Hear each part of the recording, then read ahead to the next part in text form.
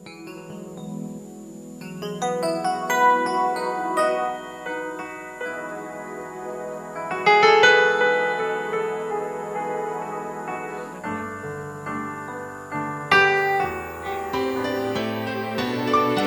nama Tuhan, Bapak Ibu saudara-saudaraku terkasih. Mari buka hati kita bersama-sama. Mari agungkan, muliakan Tuhan dengan segenap hati, dengan segenap jiwa kita. Engkau dahsyat Yesus, Engkau layak dipuji, disembah. Betapa dahsyat Engkau Tuhan, Pencipta segala yang ada, dulu sekarang sampai selamanya. Hanya Engkau Tuhan, tak terselami, tak terselami pikiranmu, tak terukur panjang setiamu, dulu sekarang sampai selamanya. Hanya Engkau Tuhan, ku sembah Engkau Yesus. Hanya Engkau Allah di hidupku, tiada yang lain, hanya Kau, hanya Engkau Tuhan selamanya. Kau tetap Allah, walau dunia semua bergoncang, tak tergoyahkan. Kau tetap Allah.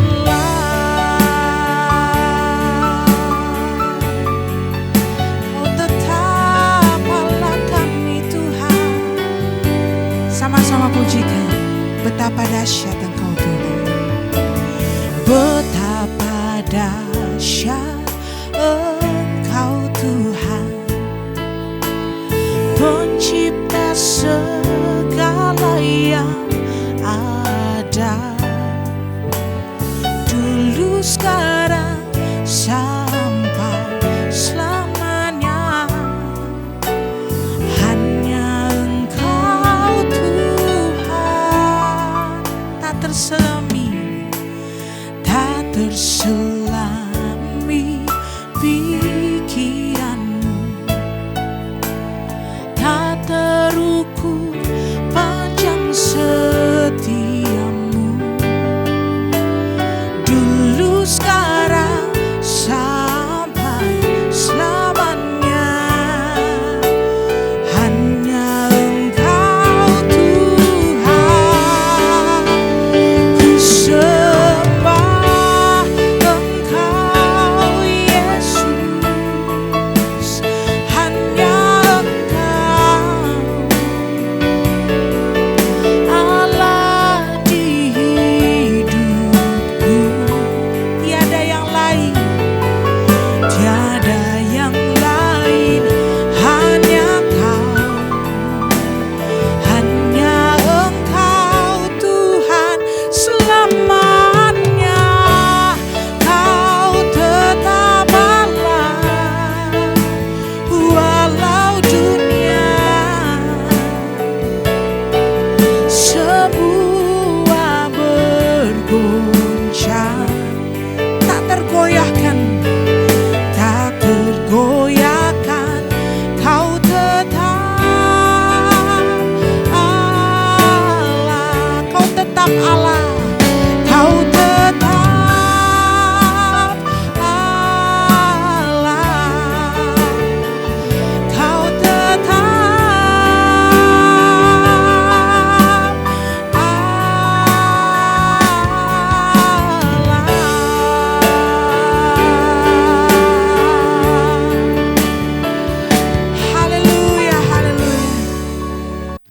nama Tuhan, kita akan mendengarkan firman Tuhan yang akan disampaikan oleh hambanya, Bapak Pendeta Jeffrey Rama. Tempat dan waktu kami persilahkan. Shalom Jemaat Betani Sangkakala yang saya kasih di dalam Tuhan. Puji Tuhan kita berjumpa kembali secara online lewat ibadah pada hari Minggu. Mari kita berdoa bersama-sama sebelum kita mendengarkan firman Tuhan. Bapa Surgawi, kami mengucap syukur untuk hari yang baru yang Tuhan berikan buat kami.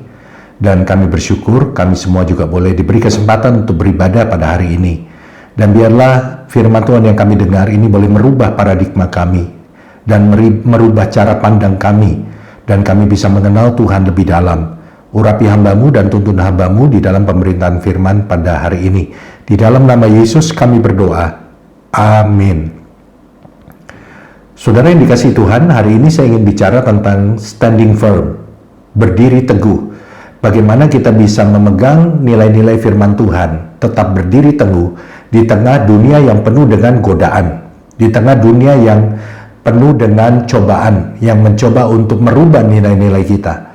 Kita tetap bisa berdiri teguh di dalam kebenaran.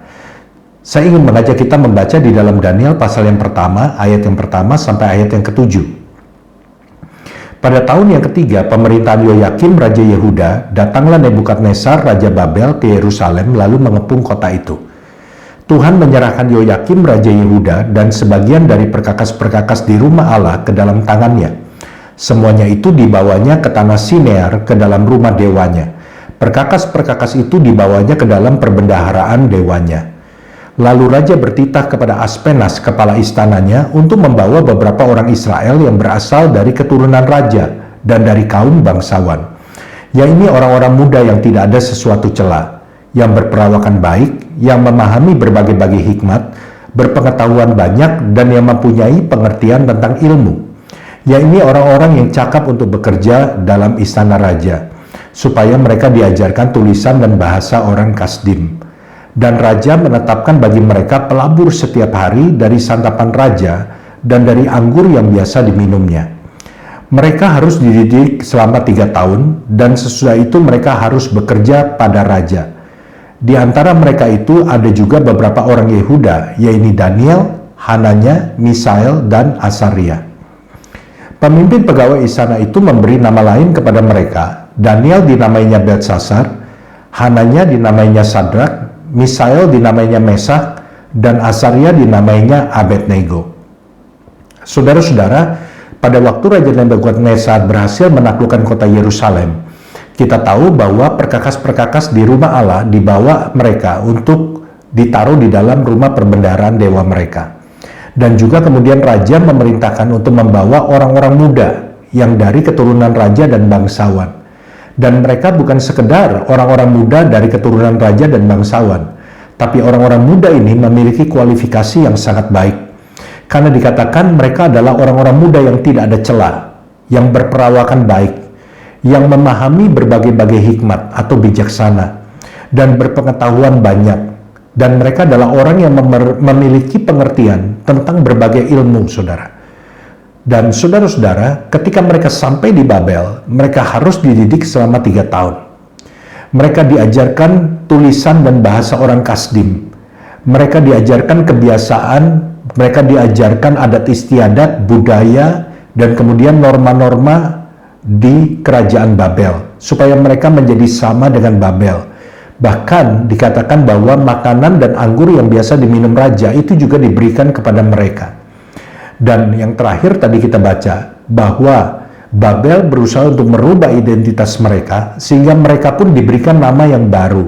Daniel diberikan nama yang baru dan ketiga orang temannya juga mendapatkan nama yang baru yang kita kenal sebagai Sadrak, Mesak, dan Abednego. Saudara-saudara, inilah yang dicoba oleh dunia kepada kehidupan kita sebagai anak-anak terang. Dunia yang kita hidupi mencoba untuk merubah identitas kita sebagai anak-anak terang. Dunia yang kita hidupi mencoba untuk merubah nilai-nilai kita. Nilai-nilai kerajaan Allah itu dicoba untuk dirubah menjadi nilai-nilai dunia. Sehingga pada akhirnya anak-anak terang itu tidak ada bedanya dengan anak-anak dunia. Anak-anak Allah tidak ada bedanya dengan anak-anak dunia, dan itulah yang dialami oleh Daniel ketika mereka sampai di kerajaan Babel.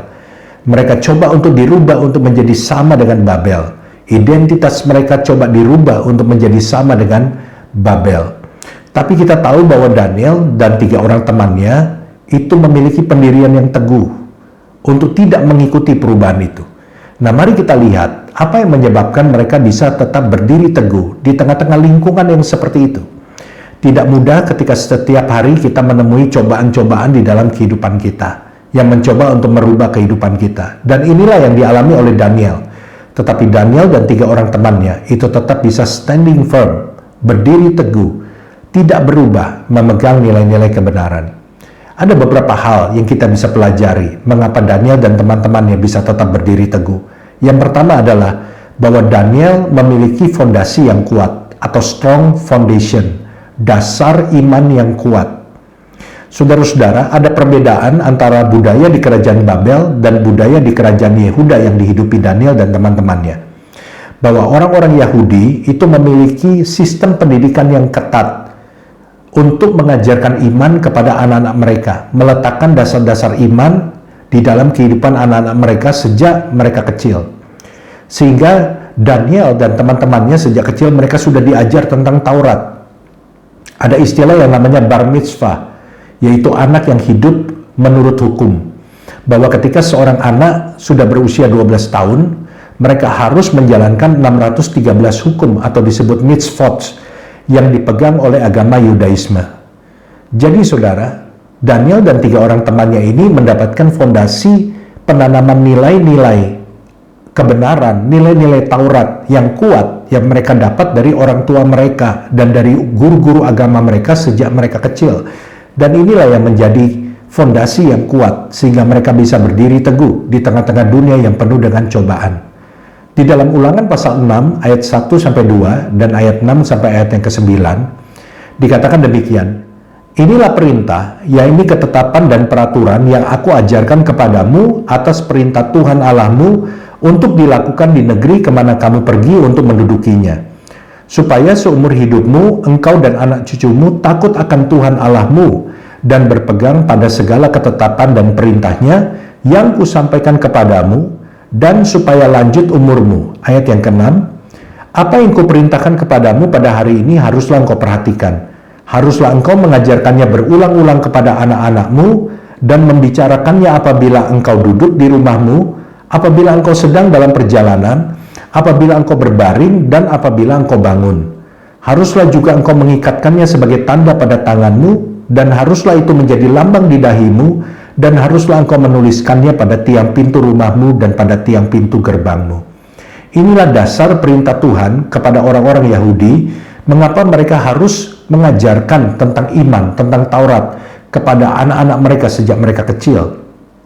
Bahkan mereka harus membicarakannya pada saat mereka duduk di rumah, pada saat mereka sedang dalam perjalanan, apabila engkau berbaring, apabila engkau bangun. Mereka harus membicarakan Taurat, membicarakan tentang dasar-dasar iman kepada mereka.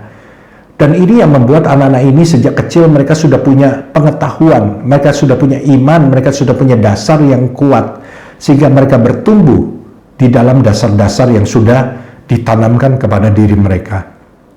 Saudara-saudara, ada banyak orang tua takut, merasa khawatir untuk mengirimkan anak-anak mereka ke luar negeri atau keluar kota, ke tempat yang jauh dari mereka pada saat mereka harus belajar.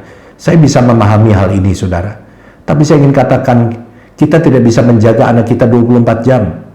Kalau anak kita mau jadi tidak benar, tidak usah di luar negeri, di Jakarta juga bisa, di kota tempat kita tinggal juga bisa, karena kita tidak bersama dengan mereka 24 jam.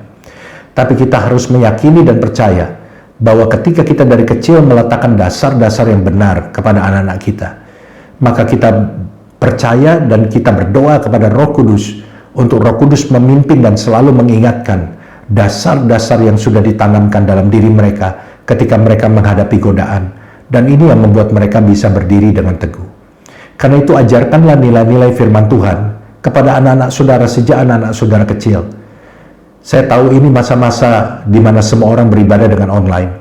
Jangan biarkan anak-anak Anda melewatkan ibadah online, ibadah sekolah minggu online di gereja saudara. Dan ini yang pertama, strong foundation, dasar yang teguh, fondasi yang kuat, itu membuat Daniel bisa berdiri teguh di tengah-tengah lingkungan yang coba untuk merubah nilai-nilai dia. Yang kedua, Daniel memiliki yang namanya komunitas yang kuat, strong community. Daniel memiliki teman-teman inti yang dia tahu bisa mendukung dia. Dan ini yang menjadikan Daniel kuat, karena dia didukung oleh teman-temannya. Dia punya teman-teman yang mensupport dia.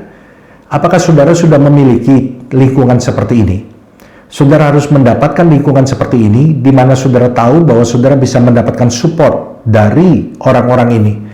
Seharusnya Komsel ini menjadi lingkungan di mana kita bisa mendapatkan support. Ada orang-orang di dalam Komsel yang menjadi bagian dari keluarga kita, di mana kita bisa bercerita apa adanya tanpa khawatir mereka akan menjatuhkan kita, atau mereka akan membicarakannya keluar dan menjadikan itu bahan gosip kepada orang lain. Nah, saudara-saudara, di dalam Daniel 2 ayat 16 sampai ayat ke-18, kita bisa melihat bagaimana teman-teman Daniel ini mendukung Daniel, memberikan kekuatan kepada dia. Dikatakan demikian, maka Daniel menghadap raja dan meminta kepadanya supaya ia diberi waktu untuk memberitahukan makna itu kepada raja. Kemudian pulanglah Daniel dan memberitahukan hal itu kepada siapa? Kepada Hananya, Misael, dan Asaria, teman-temannya, dengan maksud supaya mereka memohon kasih sayang kepada Allah semesta langit mengenai rahasia itu, supaya Daniel dan teman-temannya jangan dilenyapkan bersama-sama orang-orang bijaksana yang lain di Babel. Saudara-saudara, ketika Daniel menemui tantangan dalam hidupnya, dia datang kepada saudara-saudara seiman, yaitu Hananya, Misael, dan Asaria, orang-orang yang dia tahu bisa mendukung dia dan akan bersatu hati dengan dia, membangun kekuatan untuk berdoa kepada Tuhan dan memohon kasih karunia Tuhan. Saudara-saudara yang dikasihi Tuhan, carilah orang yang bisa mendukung saudara. Carilah orang yang saudara tahu bisa memberikan kekuatan iman kepada saudara, untuk bisa membuat saudara kuat kembali ketika saudara lemah. Orang-orang yang saudara tahu selalu mengatakan hal-hal yang membangkitkan semangat saudara, bukan orang-orang yang menjatuhkan saudara, bukan orang-orang yang meruntuhkan semangat saudara, tetapi orang-orang yang bisa memberikan energi yang baru untuk saudara bisa kuat menjalani hidup ini. Dan saya percaya saudara akan banyak tertolong oleh orang-orang yang seperti itu. Sebab orang-orang yang seperti itu juga Tuhan hadirkan di tengah-tengah kehidupan kita untuk menjadi cara Tuhan berbicara kepada kita, cara Tuhan untuk menguatkan kita. Dan yang ketiga, Daniel bisa berdiri teguh karena dia punya hubungan yang kuat dengan Tuhan, strong relationship with God. Saudara-saudara yang dikasihi Tuhan, Daniel ini adalah seorang yang luar biasa, sebab Daniel itu menjadi pejabat tinggi di dalam dua pemerintahan raja. Yang pertama Raja Nebukadnezar dan yang kedua adalah Raja Darius. Pada waktu Daniel menjadi pejabat tinggi di kerajaan Raja Darius, ada orang-orang yang membenci Daniel. Ada orang-orang yang iri dengan kedudukan Daniel, sehingga mereka mencoba untuk membinasakan Daniel. Tetapi mereka tidak menemukan hal-hal yang bisa menjadi alasan untuk mereka bisa menjerumuskan Daniel. Dan kemudian mereka melihat bahwa Daniel adalah orang yang takut akan Tuhan, menyembah Tuhan, beribadah kepada Tuhan. Dan mereka menjadikan hal ini menjadi celah untuk mencelakakan Daniel. Kita lihat di dalam Daniel pasal yang ke-6 ayat 8 sampai ayat yang ke-10. Oleh sebab itu ya Raja, keluarkanlah larangan itu dan buatlah suatu surat perintah yang tidak dapat diubah menurut undang-undang orang Media dan Persia yang tidak dapat dicabut kembali. Sebab itu Raja Darius membuat surat perintah dengan larangan itu. Demi didengar Daniel bahwa surat perintah itu telah dibuat, pergilah ia ke rumahnya.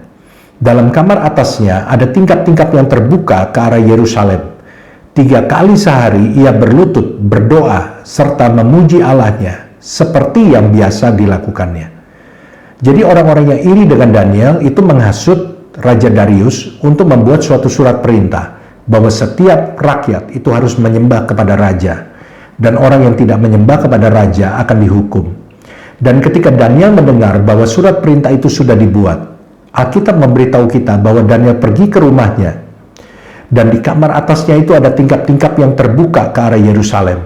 Dan 3 kali sehari ia berlutut berdoa serta memuji Allahnya. Namun kita diberitahu juga informasi yang penting bahwa Daniel berdoa itu bukan dia baru mulai, pada waktu dia mendengar bahwa surat itu sudah dikeluarkan.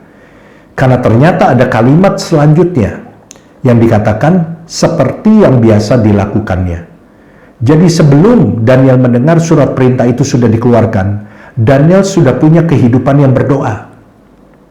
Daniel sudah terbiasa berdoa 3 kali sehari, berdoa berlutut dan memuji Allah. Itu menjadi sesuatu yang biasa sudah dilakukan oleh Daniel. Maka tidak heran kalau Daniel begitu mempercayai Tuhan, sehingga walaupun surat perintah itu sudah dikeluarkan dan Daniel tahu konsekuensinya, Daniel tidak goyah. Daniel tetap berdiri teguh, memegang prinsipnya, memegang kebenaran, memegang nilai-nilai firman Tuhan. Daniel tidak menyembah kepada raja, dia tetap menyembah kepada Tuhan. Bagaimana hal ini bisa terjadi?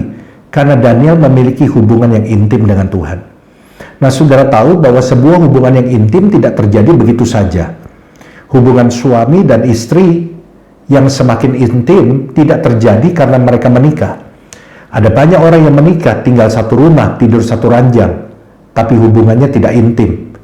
Berantem terus, bahkan tidak bicara satu dengan yang lain. Hubungan yang intim dengan Tuhan tidak begitu saja terjadi karena saudara sudah bertobat, karena saudara sudah dibaptis, karena saudara sudah menerima Yesus sebagai Tuhan dan Juru Selamat. Seperti saudara tahu, hubungan yang intim dengan teman saudara, dengan seseorang, itu tidak terjadi karena saudara mengenal dia. Tetapi hubungan yang intim itu terjadi karena ada sesuatu yang dibangun. Dan bicara soal membangun, bicara soal usaha, bicara soal kurun waktu, bicara soal konsistensi, yang akhirnya menghasilkan sebuah hubungan yang intim. Dan inilah yang dilakukan Daniel. 3 kali sehari, seperti yang biasa dilakukannya, Daniel membangun hubungan yang intim dengan Tuhan. Sehingga pada akhirnya ketika Daniel mendapatkan tantangan untuk memilih, dia tetap berdiri teguh memilih untuk menyembah Tuhan. Karena dia kenal siapa Tuhannya. Tuhan adalah Tuhan yang menolong, Tuhan adalah Tuhan yang membela, Tuhan adalah Tuhan yang membuat mujizat, Tuhan adalah Tuhan yang tidak tinggal diam untuk membela orang-orang yang mengasihi dia. Bangunlah hubungan yang intim dengan Tuhan. Banyak orang di dalam masa ibadah online ini, saya mendengar ada banyak orang yang mundur dari Tuhan, tidak mengandalkan Tuhan, karena mereka terbiasa beribadah secara rame-rame, saudara. Dan inilah yang paling saya khawatirkan, bahwa ada banyak orang Kristen, imannya tergantung dari keramaian. Tetapi iman itu harus dibangun secara personal. Saudara beribadah di gereja pada waktu sebelum pandemi, bukan berarti saudara tidak harus beribadah di rumah.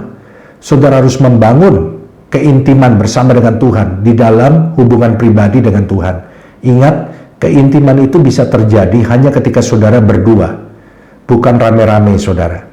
Karena pada waktu saudara berdua, saudara bisa mengungkapkan hal-hal yang paling dalam dari hidup saudara.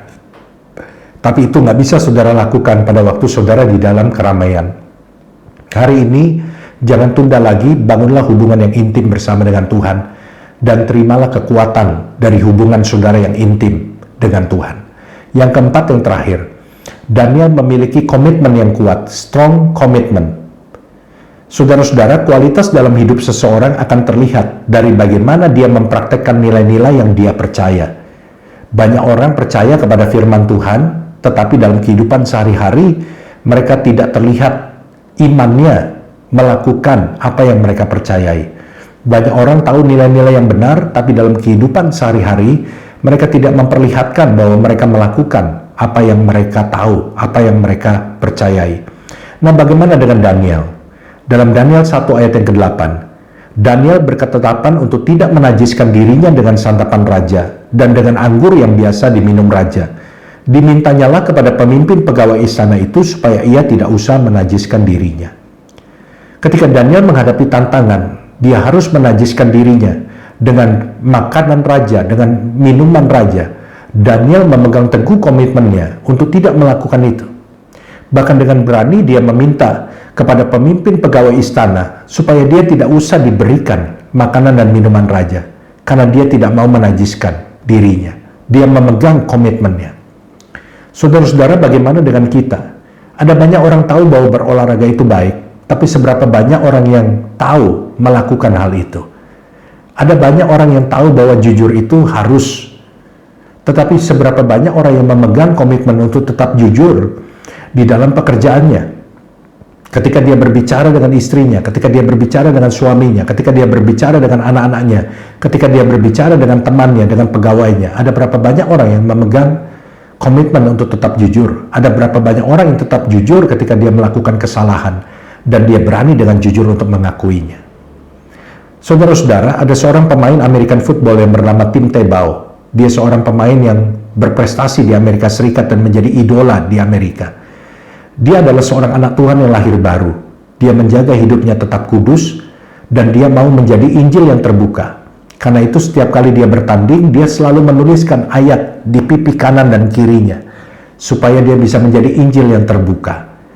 Nah, satu kali dia menjalin hubungan dengan seorang Miss Universe tahun 2012 bernama Olivia Culpo. Dan Olivia Culpo adalah orang yang memiliki nilai-nilai yang berbeda dari Tim Tebow. Beberapa bulan menjalani hubungan, tiba-tiba Olivia Culpo memutuskan hubungan dengan Tim Tebow. Dan publik bertanya-tanya mengapa mereka putus. Sampai akhirnya Olivia Culpo mengungkapkan alasan mereka putus. Karena selama pacaran, Tim Tebow tidak pernah mau diajak untuk berhubungan badan dengan Olivia Culpo, seperti pasangan-pasangan di Amerika pada umumnya yang melakukan hubungan bebas. Tim Tebow telah berjanji kepada Tuhan bahwa dia tidak akan melakukan hubungan seks kecuali dengan istri yang sah. Dan ini membuat Olivia Culpo akhirnya memutuskan Tim Tebow. Dan pada waktu Tim Tebow diputuskan, pada hari itu, dia menuliskan di Twitternya, "Give thanks to the Lord, for He is good. His love endures forever." Yang diambil dari Mazmur 118. Bersyukurlah kepada Tuhan sebab Dia baik. Kasih setianya kekal untuk selama-lamanya. Tim Tebow tidak terpuruk, tidak menyesal dengan hal itu, tapi dia berkata bersyukur kepada Tuhan sebab Tuhan itu baik. Dan pada akhirnya Tim Tebow bertemu dengan seseorang yang menjadi istrinya, dan mereka berdua sekarang melayani Tuhan, suka diundang untuk bersaksi di berbagai gereja dan menyaksikan kebaikan Tuhan. Tim Tebow adalah salah satu contoh orang yang memegang komitmen, walaupun ada harga yang harus dibayar. Apakah saudara berani membayar harga untuk tetap memegang komitmen saudara di dalam Tuhan, walaupun harga yang saudara bayar itu cukup besar? Saya percaya bahwa Tuhan akan menghargai semua itu, sebab Dia tidak pernah berhutang. Seringkali sebelum Dia mempersiapkan sesuatu yang lebih besar, Dia meminta kita untuk melepaskan apa yang ada pada kita, supaya kita bisa menggenggam sesuatu yang lebih besar. Tapi kalau kita tidak mau melepaskannya, maka kita nggak bisa memegang sesuatu yang lebih besar yang Tuhan sediakan bagi kita. Chris Hodge menuliskan, pada akhirnya kita semua akan bertanggung jawab atas semua nilai yang kita pegang. Pertanyaannya, nilai-nilai dunia atau nilai-nilai Tuhan? Saya mendorong kita untuk tetap memegang nilai-nilainya Tuhan. Amin. Mari kita berdoa. Kuatkan kami Tuhan, sehingga di tengah-tengah masa pandemi ini, mungkin ada banyak godaan yang kami terima, tawaran yang kami terima untuk memenuhi kebutuhan kami. Tapi kami tahu itu bukan jalannya Tuhan. Kami harus menyimpang dari kebenaran. Biarlah kami boleh menjadi orang-orang yang tetap berdiri teguh, memegang komitmen kami akan kebenaran, karena kami percaya bahwa orang-orang benar hidupnya pasti dipelihara oleh Tuhan. Lindungi setiap anak-anak-Mu Tuhan, biar kami selalu berada di dalam perlindungan, kasih karunia dan pemeliharaan Tuhan. Dalam nama Yesus kami berdoa. Amin. Tuhan Yesus memberkati kita semua. Shalom. Mari kita buka kedua tangan kita. Bapa, sempurnakanlah ibadah kami. Berikan pada kami kemampuan untuk merenungkan firman-Mu dan melakukan firman-Mu. Sidang jemaat yang dicintai oleh Tuhan, terimalah berkat atas nama Bapa, Putra, dan Roh Kudus, dalam nama Tuhan Yesus Kristus, dari sekarang sampai Maranatha. Tuhan Yesus datang untuk dua kalinya. Yang percaya, sama-sama katakan amin. Tuhan Yesus memberkati. Sampai ketemu minggu depan. di jam yang sama. Sekali lagi, Tuhan Yesus memberkati.